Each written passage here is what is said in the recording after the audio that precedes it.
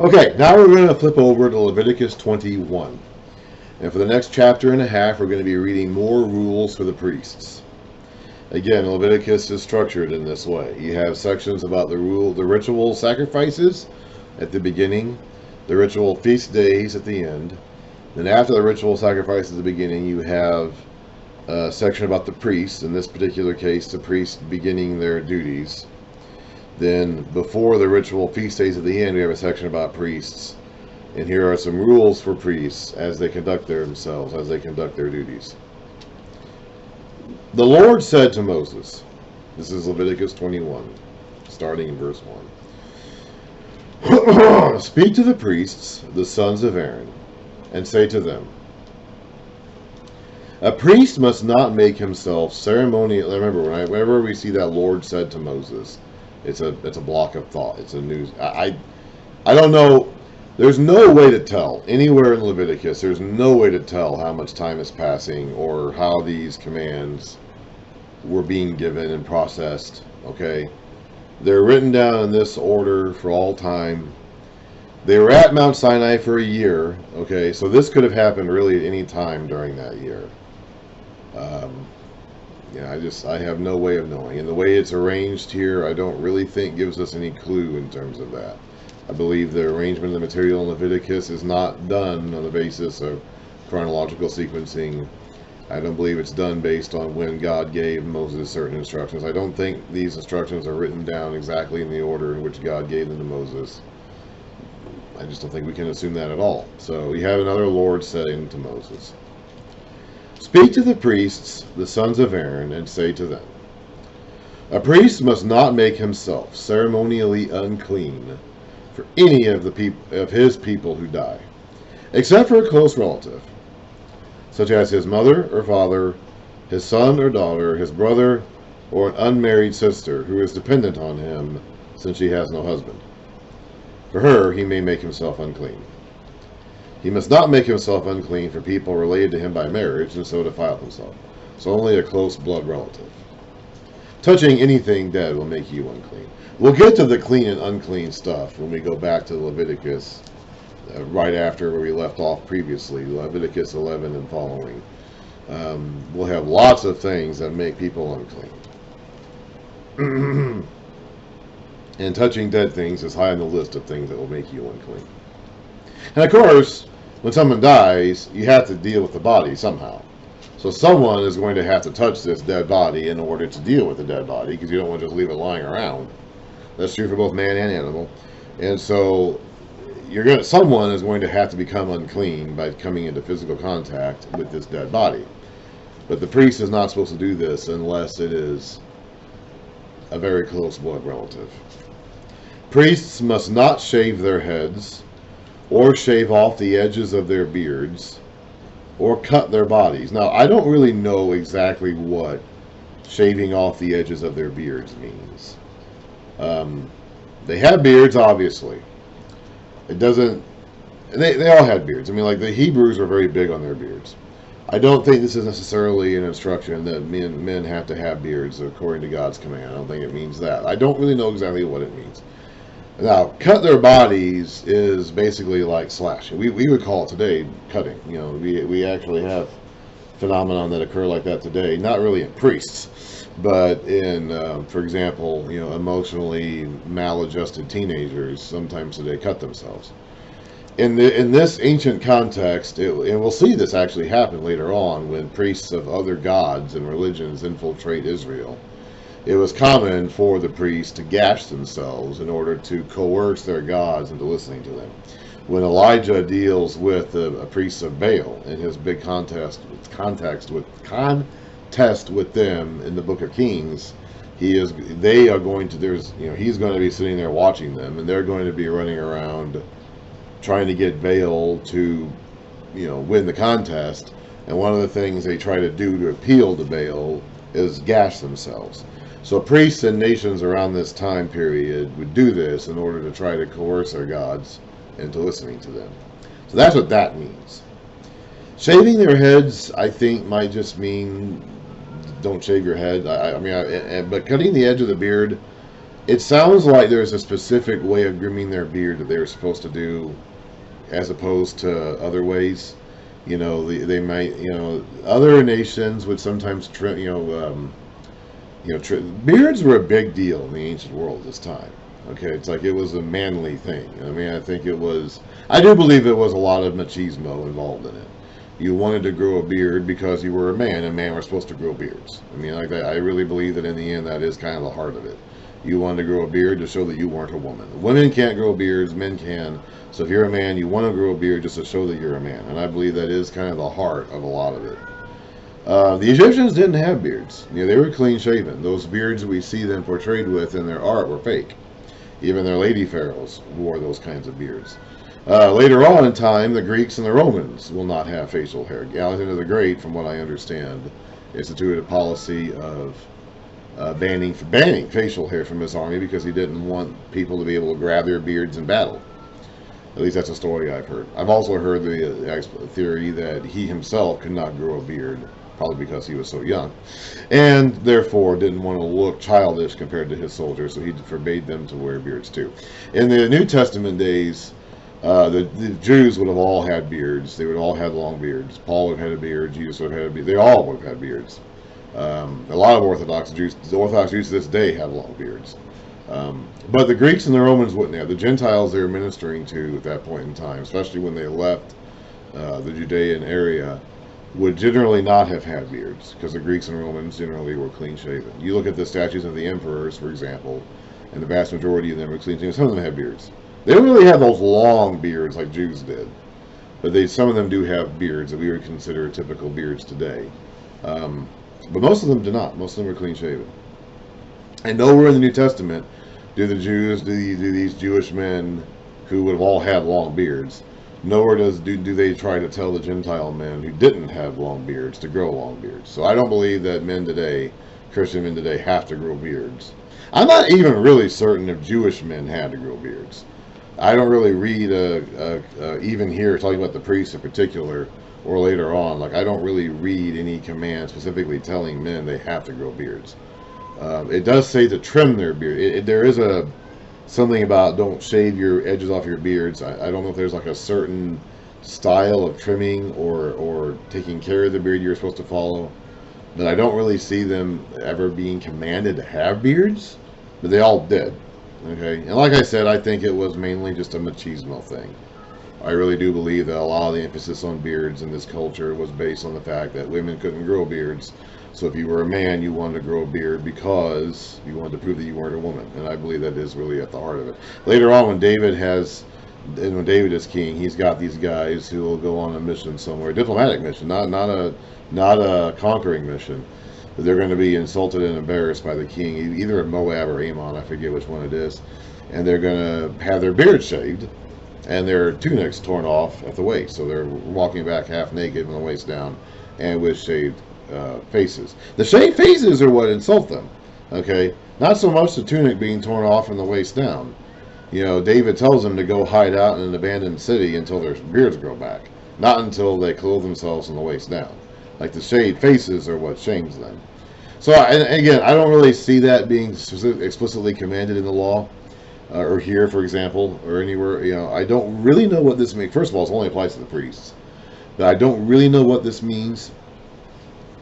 I don't necessarily think it means I have to grow a beard. I think it means more about them not trimming their beards in a way probably similar to other priests of other nations do. I know that the cutting themselves is a prohibition against doing what the priests of other nations do. So I think probably the shaving the edge of their beards, there's probably something to do about what priests of other nations did to groom their beards. There probably was a prohibition for the Hebrew, the Aaronic priests not to groom their beards the same way the Canaanite priests did, or something along those lines, but I can't say exactly for sure. Anyway. They must be holy to their God and must not profane the name of their God. Because they present the offerings made to the Lord by fire, the food of their God, they are to be holy. Now, God doesn't actually eat this food, but it's symbolically presented to him as his food.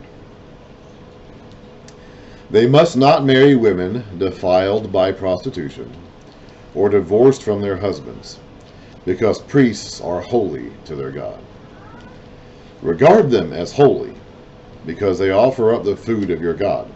Consider them holy, because I, the Lord, am holy, I who make you holy. If a priest's daughter defiles herself by becoming a prostitute, she disgraces her father. She must be burned in the fire. No second chances for her. The high priest, the one among his brothers who has had the anointing oil poured on his head, in this case it'd be Aaron himself, and who has been ordained to wear the priestly garments. So there was a special guard, that ephod and the breastpiece and the turban and the diadem that only the high priest wore, must not let his hair become unkempt or tear his clothes. He must not enter a place where there is a dead body. He can't even enter a place where there is a dead body. Not only can he not touch a dead body, he can't even enter a place where there is a dead body. He must not make himself unclean, even for his father or mother. Now, priests otherwise could do that for their father or mother. This guy cannot. Nor leave the sanctuary of his God or desecrate it, because he has been dedicated by the anointing oil of his God. I am the Lord. The woman he marries, this is the high priest here again, must be a virgin. He must not marry a widow, a divorced woman, or a woman defiled by prostitution. Now, a widow I don't think is in the same category as the other two, but anyway, he has to marry a young woman who has never been married before, never had sex before, but only a virgin from his own people, so that he will not defile his offspring among his people. In other words, he keeps the bloodlines pure. This Aaronic priesthood has to continue down throughout the ages, and they don't want any mixing at the bloodlines. He's supposed to marry a unmarried, virginal woman from his own people in order to keep the bloodline to the priest pure, or the high priest at least pure. I am the Lord who makes him holy.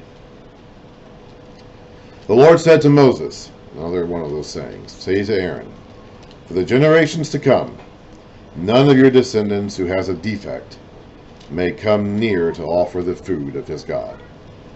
No man who has any defect may come near.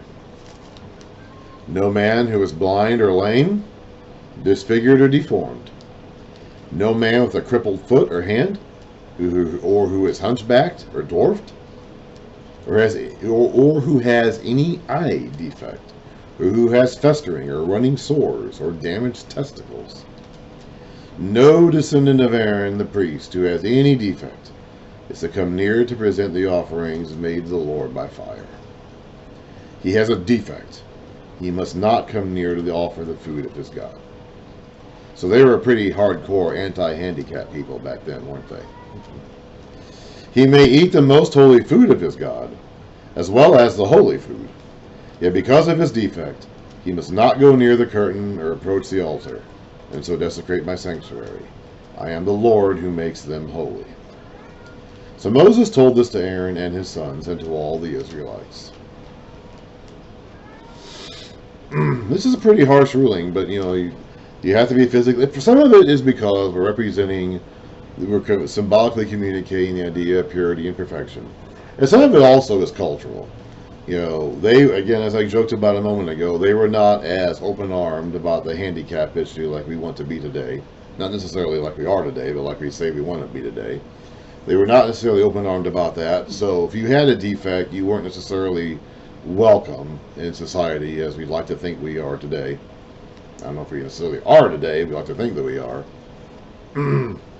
So it's somewhat cultural in the sense that people with physical deformities were shunned, and somewhat symbolic in the sense that it represents the purity and perfection of the holiness. In the end, like we know from the later revelation, that physical deformities do not disqualify someone to be spiritually pure before God. But in this setting, in this context, they were not yet ready to hear that.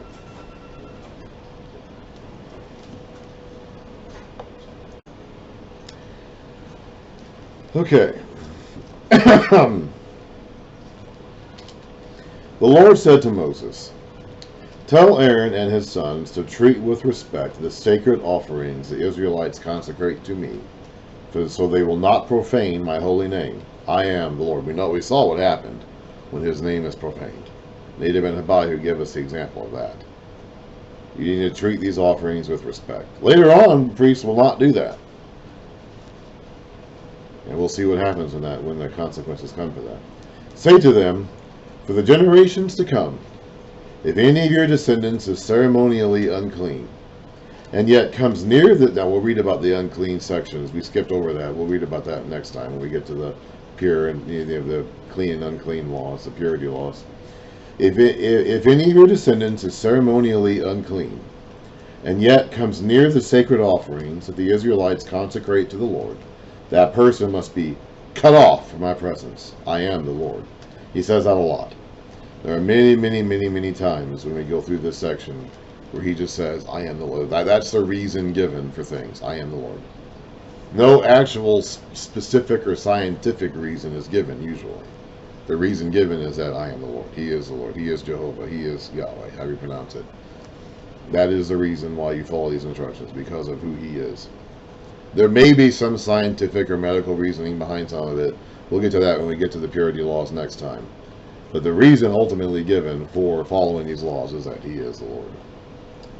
If a descendant of Aaron has an infectious skin disease or bodily discharge, he may not eat the sacred offerings until he is cleansed. We'll read about that next time too, the skin diseases and body discharges. He will also be unclean if he touches something defiled by a corpse, or by anyone who has an emission of semen, or if he touches any crawling thing that makes him unclean, or any person who makes him unclean, whatever the uncleanness may be.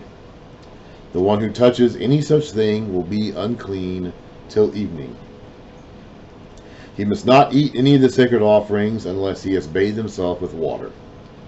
When the sun goes down and the day ends, the new day begins, he'll be clean. And after that he may eat the sacred offerings, for they are his food. He must not eat anything found dead or torn by wild animals, and so become unclean through it. I am the Lord. The priests are to keep my requirements so they do not become guilty and die for treating them with contempt, which we already saw that happen. I am the Lord who makes them holy. No one outside a priest's family may eat the sacred offering, nor may the guest of a priest or his hired worker eat it. But if a priest buys a slave with money, or if a slave is born in his household, that slave may eat his food. If a priest's daughter marries anyone other than a priest, she may not eat any of the sacred contributions. Until she marries someone outside the priestly line, she can. If she marries out of the priestly family, she no longer can. But if a priest's daughter becomes a widow or is divorced, yet has no children, if she returns to live in her father's house as she did in her youth, she may eat of her father's food. No unauthorized person, however, may eat any of it. Women could not be priests. The priests were only the male descendants of Aaron. They could be in priestly families. They could be born to priests. They could marry priests. They could marry, if you were a daughter of a priest, you could marry. We will see some of that later on. Daughters of priests marrying priests, staying in the priestly family. If you married out of the priestly family, you were out. But they themselves were not priests.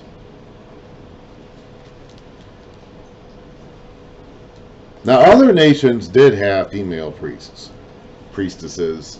That Israel was something of an exception in not having any female priests. But I think probably a part of the reason for that is that a lot of the nations that had priestesses, priests and priestesses, the function of the priestesses was to have sex with people. We'll read about it. We'll get a hint of it as we get into some of the purity laws here in Leviticus as we go through it. But fertility worship was extremely, extremely, extremely, extremely, extremely, extremely common all throughout the ancient world. It still basically is.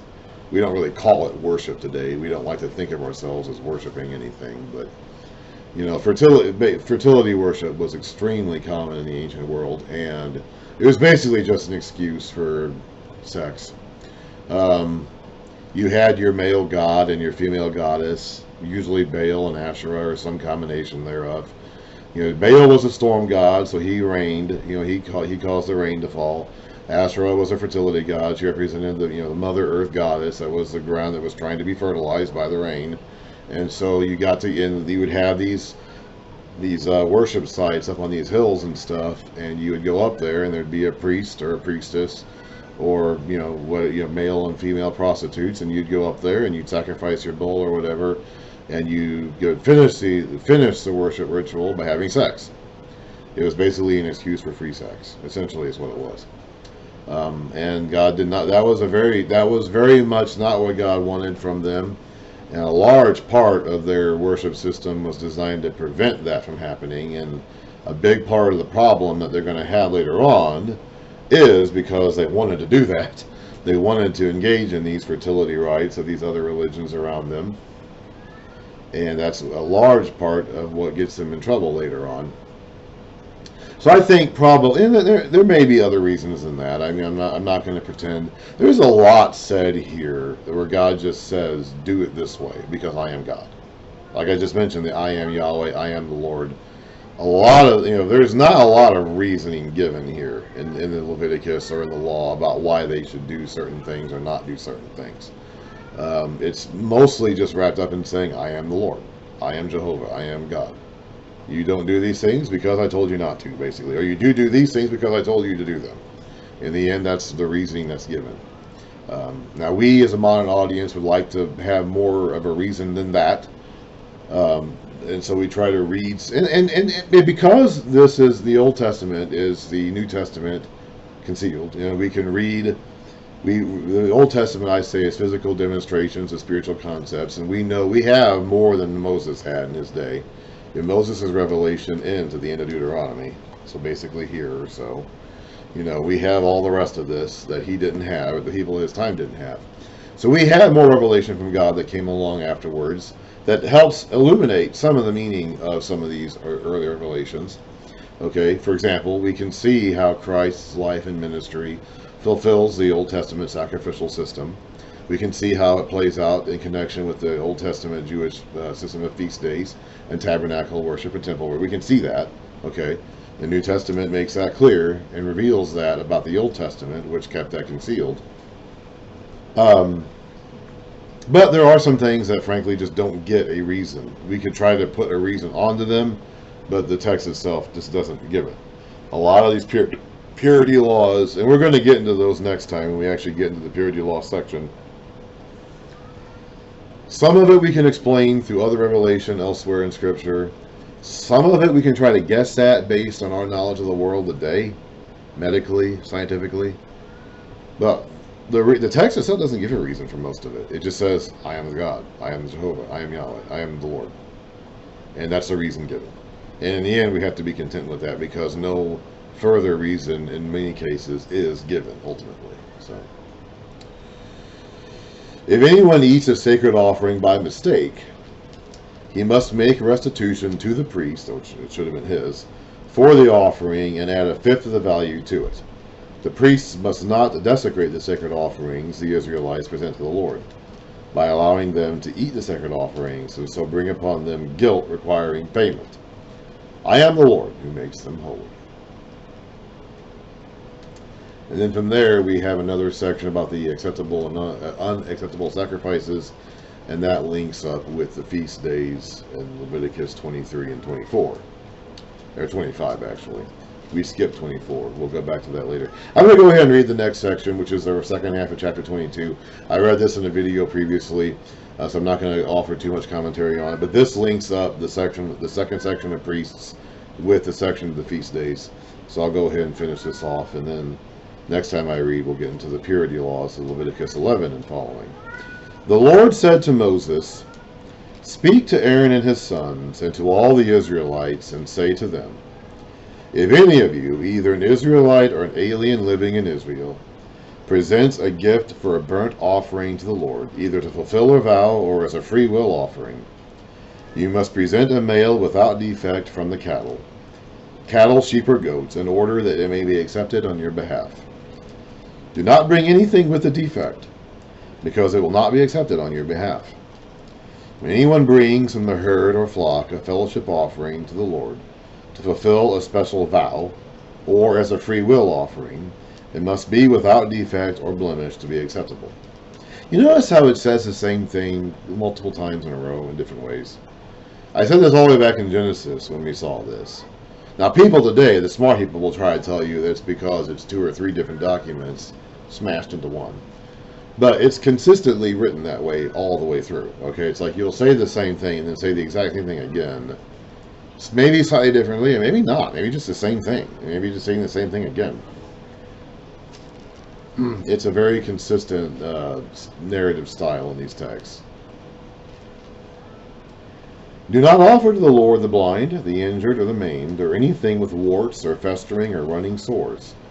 Do not place any of these on the altar as an offering made to the Lord by fire. You may, however, present as a free will offering an ox or a sheep that is deformed or stunted, but it will not be accepted in fulfillment of a vow. You must not offer to the Lord an animal whose testicles are bruised, crushed, torn, or cut. You must not do this in your own land, and you must not accept such animals from the hand of a foreigner and offer them as the food of your God.